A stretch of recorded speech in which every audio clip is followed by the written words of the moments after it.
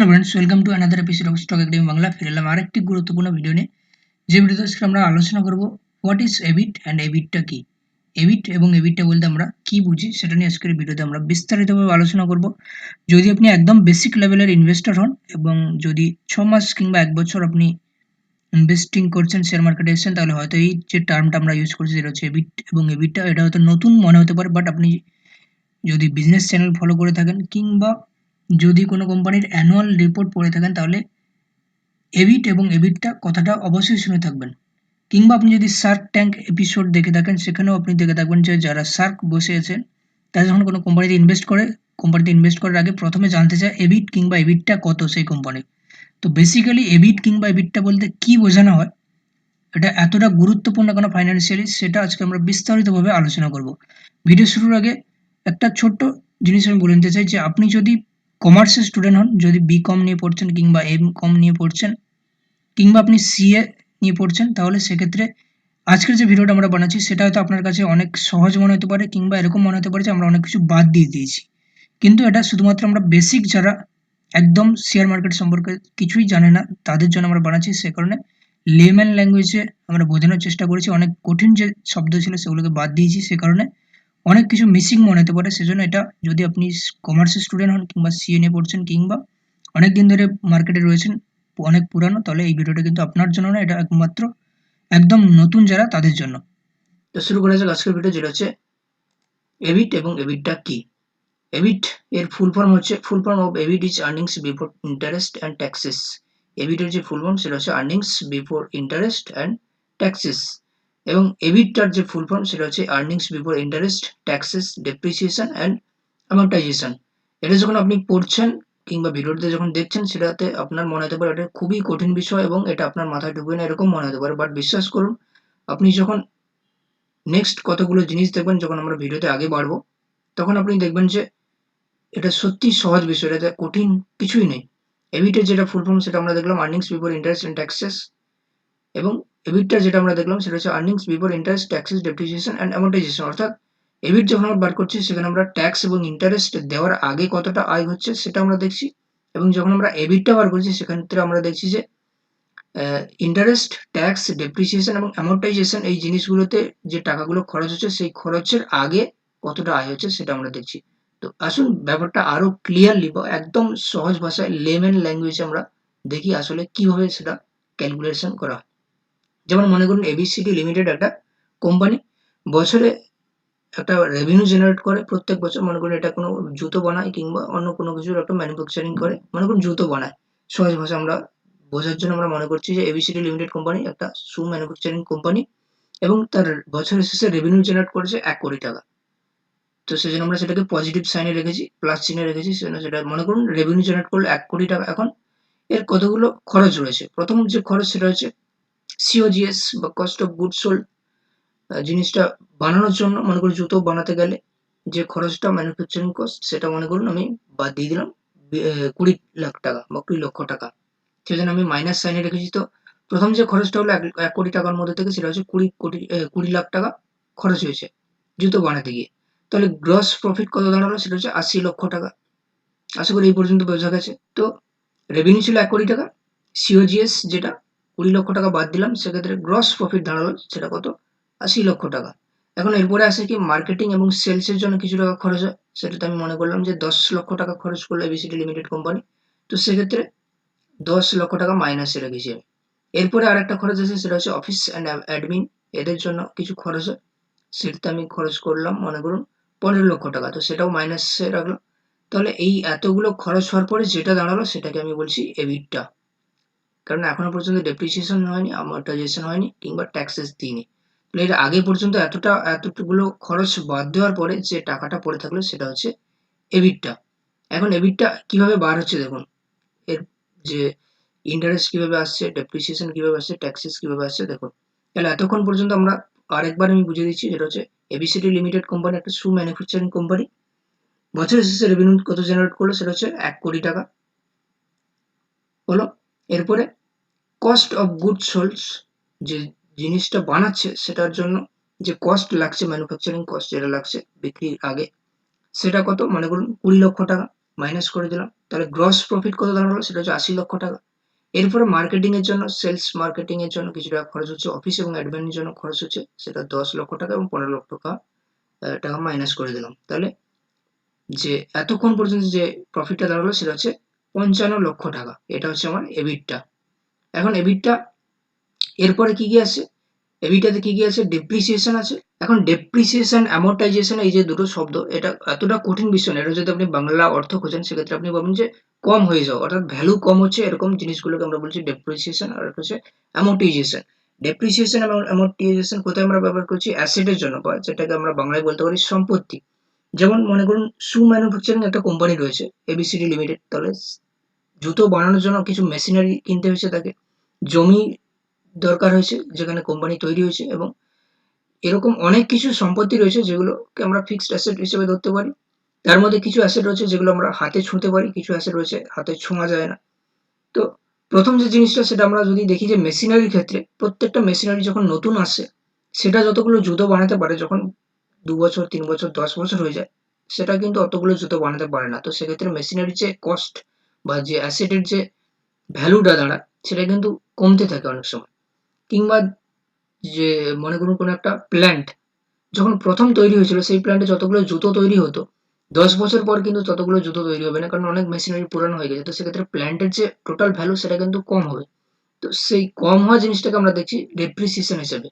তো মনে করুন ডেপ্রিসিয়েশন কত হলো, 5 লক্ষ টাকা। এরপর আছে অ্যামorটাইজেশন। অ্যামorটাইজেশন আরো সহজ জিনিস।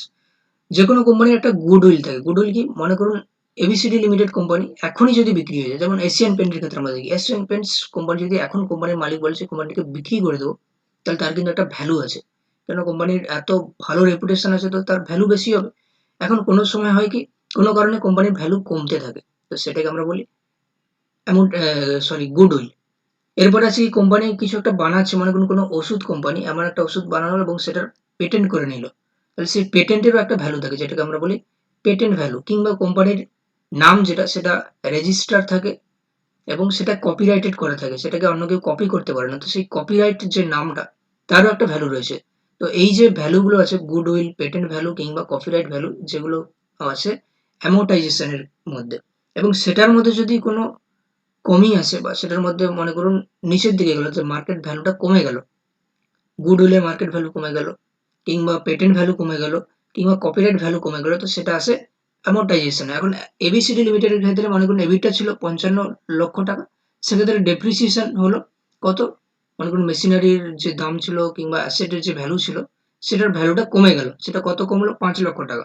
এবং অ্যামorটাইজেশন, পেটেন্ট ভ্যালু কিংবা গুডউইল ভ্যালু, সেটা কিছুতেই কমেনি, সেজন্য আমরা এটাকে রেখেছি 0। এই দুটো বাদ দিলে কি পড়ে থাকছে, আমি ডি বাদ দিয়ে দিচ্ছি, অর্থাৎ ডেপ্রিসিয়েশন বাদ দিয়ে দিচ্ছি, অ্যামorটাইজেশন অর্থাৎ এ বাদ দিয়ে দিচ্ছি, তাহলে থাকলো কি এবিট, বা ইবিআইটি পর্যন্ত থাকলো। তো এবিট কত দাঁড়ালো, সেটা হচ্ছে 50 লক্ষ টাকা। আশা করি এবিট যে প্রথমে ছিল, যেটা হচ্ছে earnings before interest and taxes, এত দূর বোঝা গেছে আশা করি এবিট। তাহলে এবিট কিভাবে বার করা হয় আশা করি ক্লিয়ার হয়েছে এতক্ষণ পর্যন্ত। তাহলে এবিট কত দাঁড়ালো, সেটা হচ্ছে 50 লক্ষ টাকা। এরপরে আই বাদ দিলাম, সেটা হচ্ছে ইন্টারেস্ট। কোম্পানি কোনো না কোনো লোন নিয়ে থাকে কোনো জায়গা থেকে, মনে করুন কোনো জায়গা থেকে লোন নিয়েছিল এবিসিডি লিমিটেড কোম্পানি, তো তার বছরে একটা সেই লোনের জন্য বছরে কিংবা মাসে একটা ইন্টারেস্ট পে করতে হতো, সেটা মনে করুন 5 লক্ষ টাকা পেমেন্ট দিল ইন্টারেস্ট হিসেবে।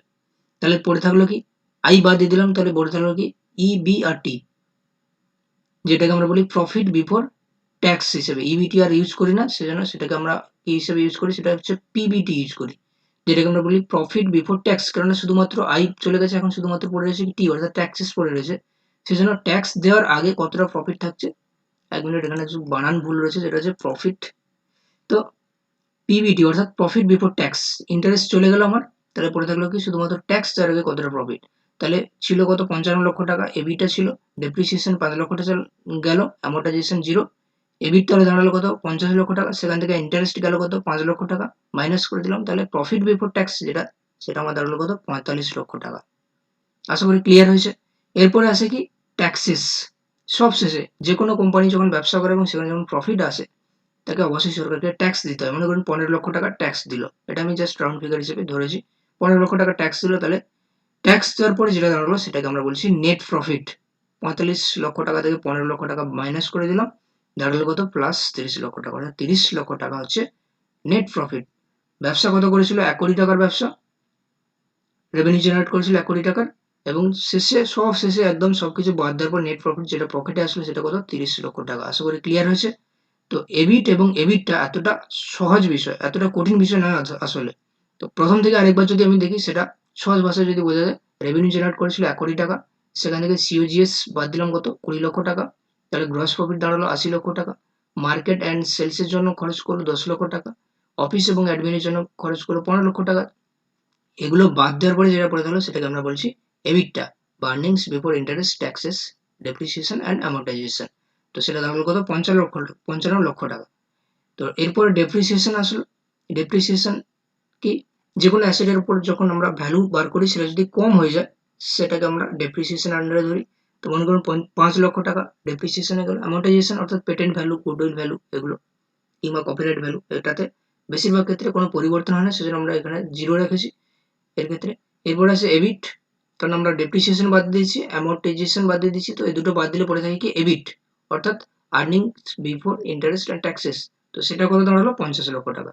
এরপর আছে ইন্টারেস্ট, 5 লক্ষ টাকা ইন্টারেস্ট পে করলো, লোন নিয়েছিল সেটার। তাহলে এটা বাদ দিলে থাকলো কি, প্রফিট বিফোর ট্যাক্স, যেটা হচ্ছে 45 লক্ষ টাকা। এরপর আছে ট্যাক্সেস, মনে করুন 15 লক্ষ টাকা ট্যাক্স দিল। তারপর যেটা পড়ে থাকলো সেটা হচ্ছে নেট প্রফিট। এখন সবথেকে গুরুত্বপূর্ণ বিষয় যেটা হচ্ছে এবিটটা কোথায় দেখবেন এবং এবিট কোথায় দেখবেন।